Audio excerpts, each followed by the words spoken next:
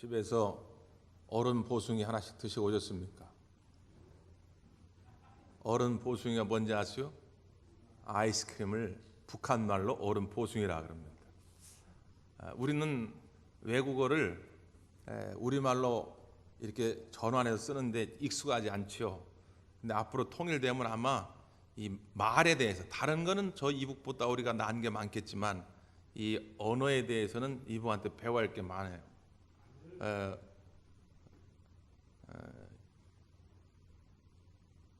우리 흔히 뭐 TV 뭐 이렇게 얘기하잖아요. TV를 뭐라고 할까? 이북말로 뭐라는지 아십니까? 그림 상자라 그럽니다. 그림 상자. 택시도 우리말로 이렇게 뭐 바꾸기가 쉽지 않지요.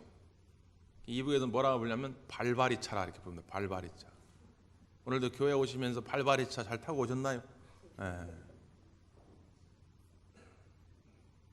저는 개인적으로 영어 쓰는 걸 별로 좋아하지 않습니다. 설교 시간에 또 이렇게 목회하면서 막 영어를 그냥 여기저기 다닥다 붙이고 쓰고 이러면 굉장히 신세대적인 것 같고 목회를 잘하는 것 같고 하는 것들을 별로 저는 좋아하지 않아요. 아멘 아무 때나 하시면 안 돼요. 어디 계시대 이용하 성도님? 딴 생각하시다가 그냥 계속 하시는 것 같아. 어디 계시오? 이거 전 세계적으로 나간 유튜브인데 이름이 올라간 이용을. 아무 때나 아멘 하시면 안 돼. 뭔 얘기 하려다 잊어버렸네. 영어 쓰는 걸 안 좋아한다. 근데 오늘 설교 제목을 원망의 모드에서 감사의 모드로 바꾸자 이렇게 정했어요. 모드란 말이 영어입니다. MODE 영어지요. 근데 이 모드란 말을 좀 다른 우리나라 말로 바꿔서 좀 써볼까 찾아봤는데 마땅한 말이 없어요. 그 모드라는 말이 주는 어떤 느낌 있잖아요. 느낌. 원래 사전적인 의미는 기기 따위가 작동되는 특정한 방식 이렇게 되어 있습니다. 또는 특정한 작업을 할 수 있는 어떤 상태 이렇게 되어 있어요. 그러니까 우리말로 굳이 번역하자면 뭐 방식, 뭐 양식 뭐 그런데 뭐 방식 이렇게 말하기는 좀 그렇습니다. 그냥 모드라는 말을 우리가 흔히 많이 쓰지요. 우리가 요즘 대신방을 하고 사진을 찍은 다음에 제가 이제 집에 돌아가서 이렇게 보다가 너무 아닌 사진들이 있어요. 어떤 한 분이 너무 못나게 나온 그런 건 제가 좀 이렇게 삭제를 하고 그리고서 이제 우리 셀가족 단체 카톡방에 이렇게 올려드립니다. 근데 어떤 경우에는 식사를 하는데 마음이 급한 그런 셀가족들이 있어요. 빨리 좀 올려달래. 그러니까 제가 편집할 시간도 없이 그냥 막 올려주면 이렇게 찍은 건 다 올려요. 그럼 쫙 올리면 거기 밥 먹는 분들 여기저기서 깨똑 막 이렇게 다. 그 왜 그러지요?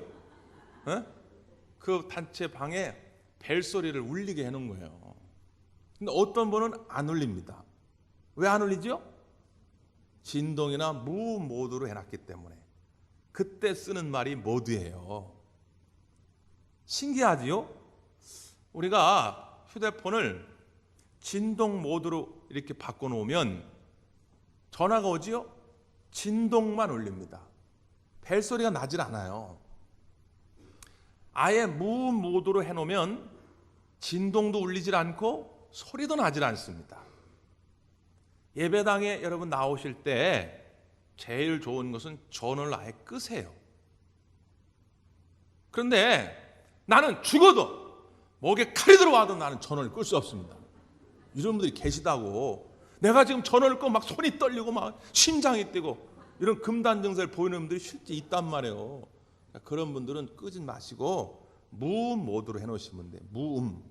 진동도 안 울리고 소리도 안 나는 무음 모드라는 게 있어요. 모르시거든 나가실 때 우리 전도사님한테 알려달라고 그러세요. 친절하게 알려드릴게요. 진동도 안 됩니다. 왜냐하면 진동 모드로 해놓으면 시험 들어요. 계속 울리거든. 보고 싶어 죽겠는데 설교 시간에 참 볼 수는 없고 이거 물리잖아요. 벌써 또 이게 하나님이 아주 적절한 타이밍에 예를 들어주는 건데 저러면 이제 아주 계속 생각은 여기가 있다고. 뭘까. 그게 설교가 들어오겠냐고. 응?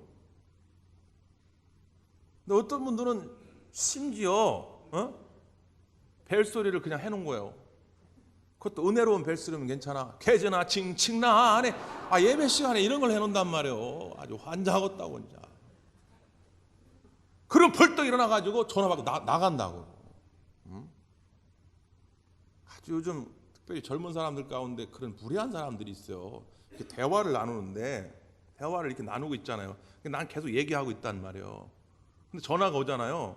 그러면 죄송합니다. 잠깐 전화 좀 받고 오겠습니다. 이런 것도 아니고 전화가 오면 훅 그냥 전화 받아 가요. 나 지금 얘기를 하고 있는데. 예? 그리고 어떤 경우는 내가 막 얘기를 하는데 문자가 오죠? 그럼 나 얘기를 하고 있는데 문자를 들여보고 있다고. 이게 얼마나 신뢰입니까? 이건 정말 상대방에 대한 신뢰거든요. 지금 우리가 하나님 앞에 나와 예배드려 나왔잖아요. 지금 하나님과의 교제하는 시간이잖아요. 근데 이걸 들여다보고 있으면 어떡할 거냐 말이에요. 이게 문자가 왔다고. 전화 받았다고 지금 벌떡 일어나가 전화 받으면 어떠냐. 나중에 물어보면 다 쓸데없는 전화예요. 제가 책임질게. 예? 그거 전화 안 받아가지고 여러분 죽게 생겼다. 제가 책임질게. 받아봐야 다 쓸데없는 뭘 그걸 중요하다고 나가서 그걸 받냐 그 말이에요. 제가 오늘 처음으로 이렇게 강하게 얘기하는 겁니다. 그동안 한 번도 제가 이런 말씀을 드린 적이 없죠. 기도 시간에 스마트폰을 찾고 앉았나? 설교 시간에 문자를 보내고 있질 않나? 지금 하나님 여러분을 보고 계실 때 목사님 급해서 그래요. 목사님 하나님 말씀 옆 사람 듣고 있잖아요. 옆 사람을 위해서 지금 하나님 말씀하는 게 아니라 바로 당신을 위해서 지금 말씀하고 있다고. 어디 가고 있냐고 지금 하나님 말씀하고 있는데. 예배를 드리러 온 겁니까? 지금 딴 생각 사업하러 오신 겁니까? 하나님께 집중해야죠.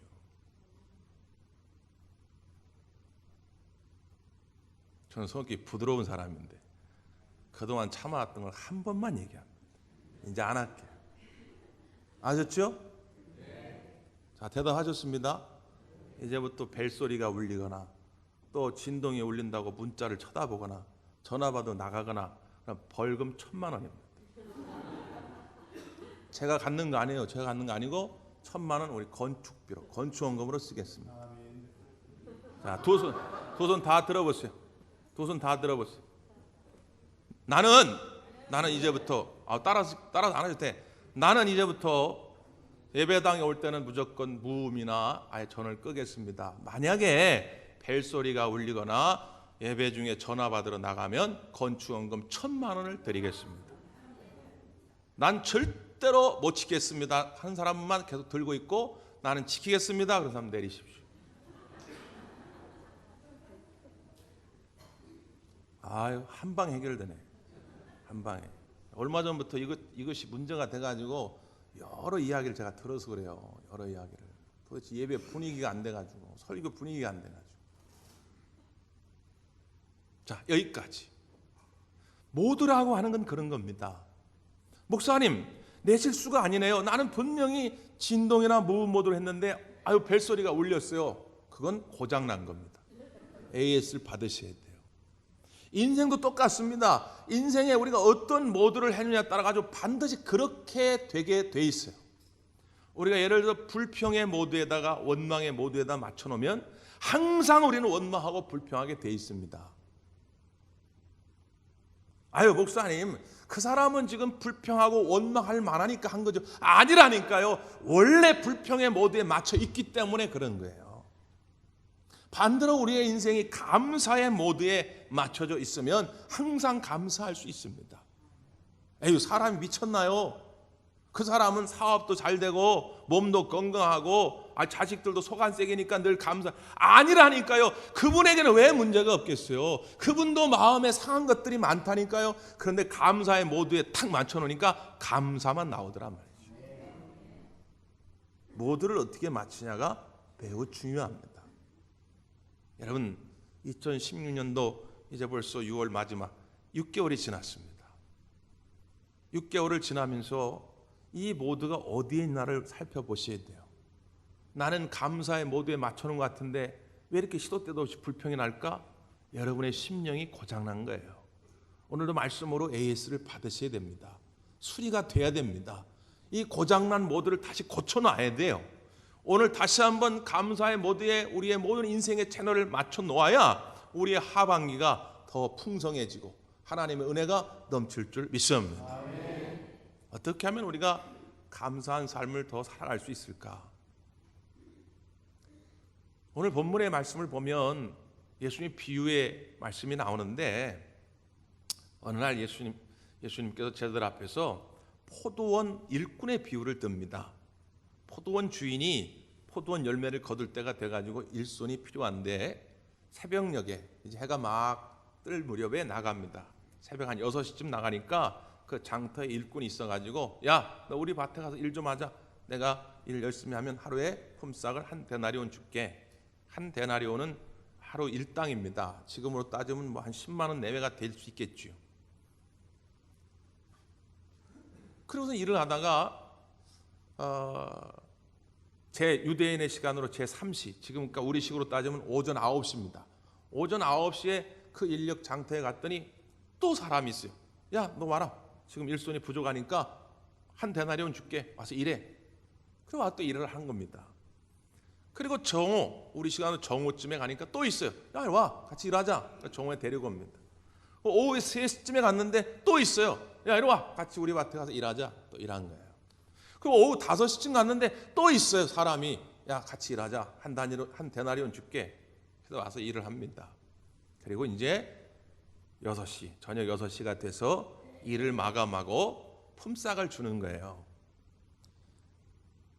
제일 먼저 새벽 한 6시에 온 사람이나 제일 늦게 오후 5시에 온 사람이나 주인이 품삯을 주는데 어떻게 주냐? 똑같이 한 데나리온씩 다 준 겁니다. 그러니까 먼저 온 사람들은 기분이 나쁘잖아요. 아니 어떻게 이렇게 똑같이 줄 수가 있습니까? 그러니까 그 주인이 먼저 온 자들을 불러놓고 그들에게 이런 말을 해요. 자, 우리 본문을 한번 확인해 보십시다. 13절부터 15절의 말씀인데요. 시작.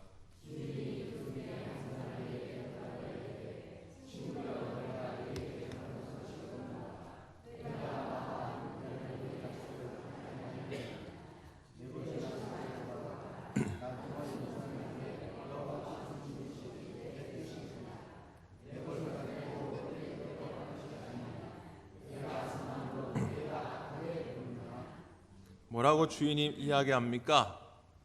먼저 온 자나 나중에 온 자나 똑같이 주는 건 다 내 뜻이다. 주인의 뜻이다. 내 것으로 내 뜻대로 하는데 네가 왜 참견이냐? 왜 나를 악하게 보느냐? 이렇게 이야기하죠. 그러면서 알듯 모르듯한 말씀을 주인이 하는데 마지막 16절 시작.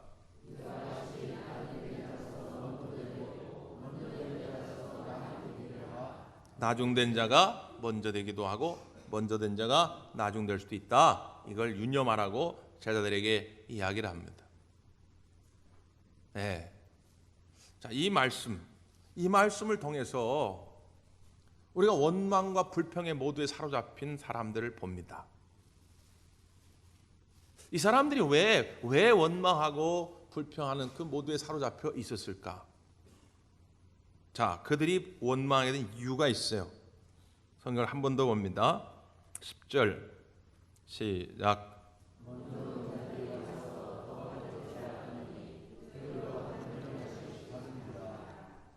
먼저 온 자들이 누구보다 더 받을 줄 아는 거예요? 나중 온 자들보다. 아하, 그렇구나. 불평의 모드에서 감사의 모드로 바꾸려면 중요한 것이 있는데 그건 뭐냐? 비교 의식의 모드를 버리고 창조 의식의 모드를 갖는 것입니다. 지금 먼저 온 사람들은 나중 온 사람들과 비교 의식을 갖게 된 거지요. 그러다 보니까 저 사람들보다는 내가 더 잘하고 내가 저 사람보다는 더 오래 했기 때문에 저 사람보다 더 많은 것을 얻어야 할 것이라고 생각을 했는데 아니 똑같이 받으니까 그것 때문에 화가 나는 것이죠. 영적 생활에서도 마찬가지입니다. 비교 의식은 우리의 마음을 매우 상하게 만듭니다. 여러분, 우리가 일상의 삶 속에서도 그런 경우 많잖아요. 여자분들이 새로 옷을 다 입고 오면 아는 척을 해준다고. 남자들은 별로 그런 게 없어요. 남자들은 옷 새로 입고 와도 제가 양복 새로 입고 와도 한 사람도 남자 중에 목사님 양복 새로 사셨네 이런 분들 아무도 없어요. 근데 여자들은 예민하거든요. 오늘 이쁘네 그런다고요. 옷을 샀어? 그럼 이거 저기 백화점 가가지고 한 50만 주고 샀어? 그런다고. 그러면 그래 참 옷 좋아 보인다 이뻐 보인다 그럼 얼마나 좋겠어요. 근데 여자들은 또 시샘을 한다고. 그거 내가 하는 거 아울렛은 30만 원 팔던데 그런다고. 거기까지는 그래도 괜찮은데 그 옆에 거둔다고. 그거 인터넷은 10만 원에 사. 그런다고. 그러면 백화점에 50만 원에 산 사람은 이거 완전히 뒤집어진다고. 예? 여러분 물건을 사기 전에는 그런 좋은 정보를 나누는 건 괜찮은데 기왕 샀거든 그런 말 하지 마세요. 그 산 사람은 얼마나 화가 나겠어요. 그냥 내가 가지고 있을 때는 문제가 아닌데 나는 50만 원으로 샀는데 저 사람이 인터넷에서 10만 원 주고 샀다 그러면 이게 화가 나. 비교 의식이 내 마음을 상하게 하죠. 옛날에 우리 지방에 어떤 목사님이 지난 그 지방 선교대 때 그런 표현 하시더라고. 마귀 중에서 제일 우리를 힘들게 하는 마귀가 있다. 어떤 마귀라고요? 섭섭마귀. 섭섭마귀가 그렇게 우리를 시험에 들게 한다. 왜 섭섭마귀가 있을까? 이 비교의 모드 가운데 빠진 사람들은 뭐든지 다 섭섭합니다. 자, 오늘 본문에서도 먼저 온 사람들이 여러 사람이에요. 새벽녘에 온 사람, 아침 9시에 온 사람, 12시에 온 사람, 오후 3시에 온 사람, 오후 5시에 온 사람. 그러면 뭐 중간에 한 12시 정오에 온 사람은 그래도 감사한 마음이 있어야죠. 왜? 자기도 중간에 왔는데 똑같이 새벽에 온 사람을 받는다면 감사한 마음을 가져야지요. 근데 이 사람 희한하게 이쪽하고는 비교하지 않고 저쪽하고만 비교해가지고 왜 나보다 늦게 왔는데 똑같이 대하냐고 이렇게 말한다고. 희한하지요. 그래서 비교 의식의 모두에 빠지는 사람은 자기보다 못한 사람과 비교해서 감사하고 이러지 않습니다. 항상 자기보다 좀 나은 게 있는 사람과 비교하면서 열등의식에 빠지고 상처 가운데 빠집니다. 그래서 이것을 창조의식의 모드로 바꿔야 돼요. 나는 누가 뭐라고 해도 하나님이 만드신 최고의 창조 걸작품이다. 하나님의 사랑받기 위해 이 땅에 태어난 사람이다. 이 마음을 늘 가지고 계셔야 됩니다.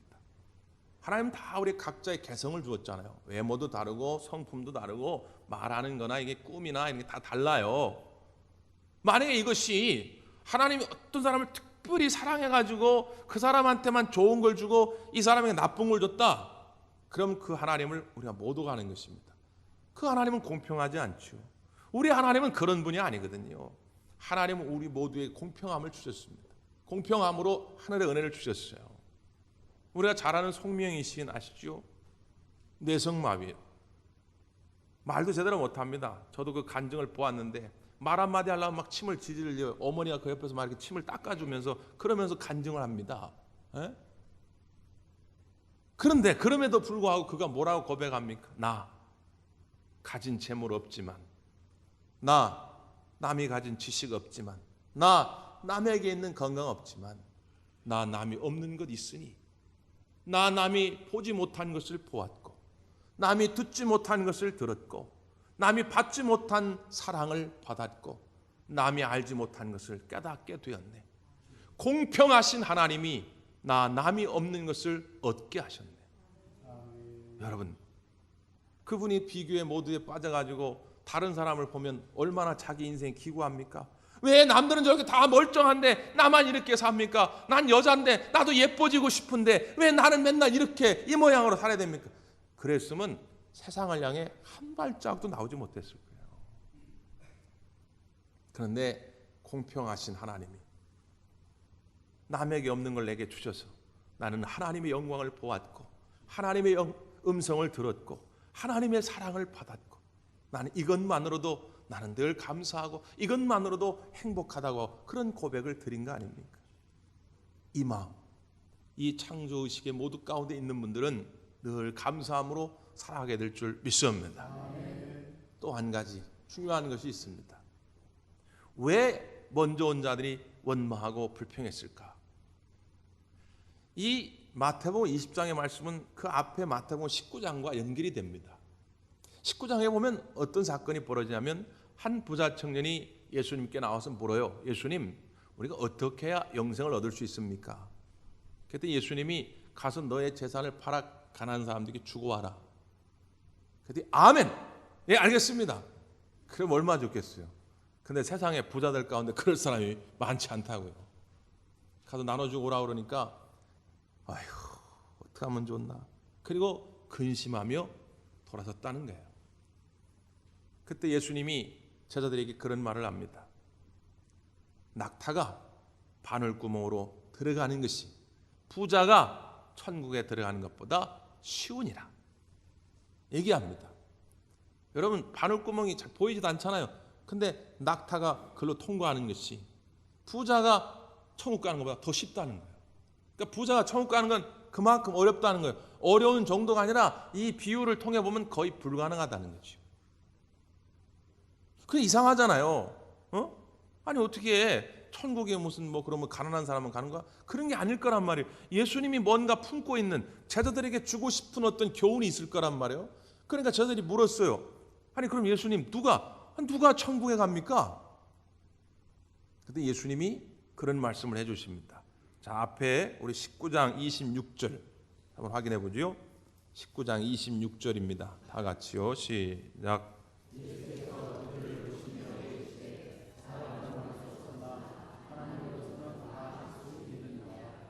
사람은 할 수 없어. 근데 누가 하실 수 있어요? 하나님은 하실 수 있다는 거예요.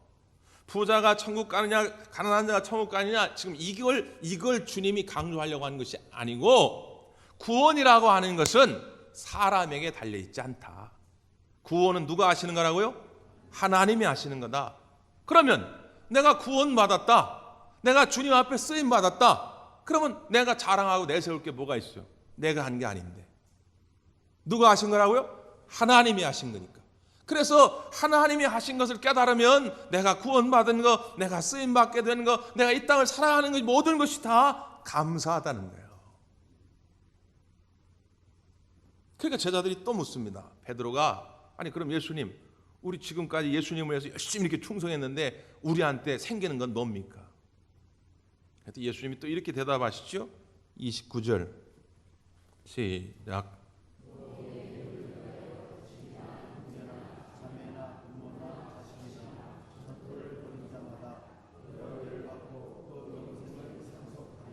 아멘. 너희가 충성한 것에 대하여 여러 배의 축복이 있을 것이다. 영생을 상속받게 될 것이다. 하나님의 상급이 있어. 없는 건 아니야. 분명히 하나님께서 너의 노고를 기억하시고 하나님이 다 갚아주실 거야. 그러나 기억할 사실이 있어. 그게 30절. 먼저 된 자로서 나중되고 나중된 자로서 먼저 될 자가 많으니라. 아까 우리가 읽었던 본문 20장 16절 말씀과 동일한 이야기가 나오죠. 그 19장 30절의 말씀을 한 번 더 해석해 주기 위해서, 한 번 더 제자들에게 구체적으로 설명해 주기 위해서 오늘 본문의 비유의 말씀을 한 겁니다. 무슨 말이에요? 우리가 보상의 모드에다가 맞춰놓고 살아가게 되면 기쁨이 없다는 거예요. 감사가 없다는 거예요. 자, 내가 먼저 왔는데, 내가 먼저 하나님께 쓰임 받았는데 왜 나한테는 보상이 없나? 그러면 늘 불평할 수밖에 없어. 아니 내가 교회를 위해서 이만큼 일했는데, 이번에 건축하는데 내가 이만큼 내가 감당했는데 왜 사람들이 나를 안 알아주나? 이런 마음이 한번 들기 시작하면 이게 시험에 들고 상처가 됩니다. 보상 모드에다 딱 맞춰놓고 사는 사람은 그래서 늘 입이 이만큼 나와 있어요. 왜? 항상 자기가 한 만큼에 대한 정당한 대가를 받지 못한다고 생각했다. 그러나 이 보상의 모드를 은혜의 모드에 맞춰놓은 사람, 나중 온 사람들을 보십시오. 나중 온 사람들 어때요? 감사하죠. 자기가 오후 5시에 와서 1시간 일했는데 한 데나리온을 받는 거예요. 얼마나 이게 감사한 일입니까?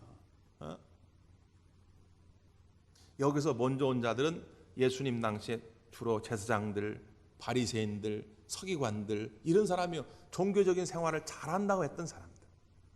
근데 나중된 자들은 누구예요? 그들이 비방하고 정죄했던 세리들, 죄인들, 창기들 이런 사람들입니다.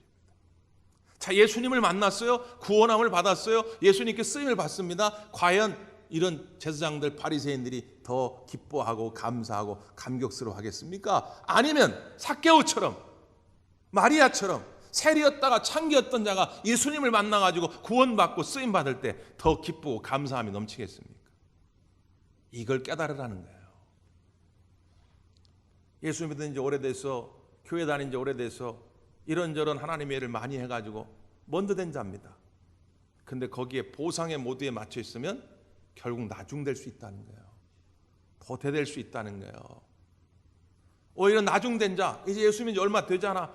내가 진짜 젊었을 때 더 많이 했었는데 내가 늦게라도 이렇게 와서 하나님 감사합니다. 이제 늦게라도 예수를 믿게 됐으니 내가 이제부터 열심히 하겠습니다 하고 열정을 가지고 감사함을 가지고 주의를 한다. 그 나중된 자가 먼저 될 수 있다는 거예요. 하나님 앞에 인정받고 쓰임받을 수 있다는 것입니다. 물론 이것은 꼭 시기적인 것만 가지고 얘기하는 것은 아닙니다. 누구든지 먼저 된 자의 의식, 공로의식, 업적의식, 보상의식을 가지고 있으면 나중된 자가 떨어질 수 있다는 거예요. 그러나 은혜의 마음, 이 은혜의 모드에 맞춰놓고 하나님 나 같은 사람을 이렇게 불러주시고 나 같은 사람을 지난 3, 40년 써주시고 하나님 지금도 나와 함께 하시니 감사합니다. 이 은혜의 모드에 맞춰진 사람은 항상 먼저 된 자, 하나님 앞에 더 크게 쓰임받고 더 많은 일을 하게 될 거라는 것입니다. 우리 대관 가족들, 어떻게 하면 우리가 감사가 넘쳐날 수 있을까요? 어떻게 하면 이 상반기를 결산하면서 오늘 하나님 앞에 감사의 제사를 온전히 드릴 수 있을까요?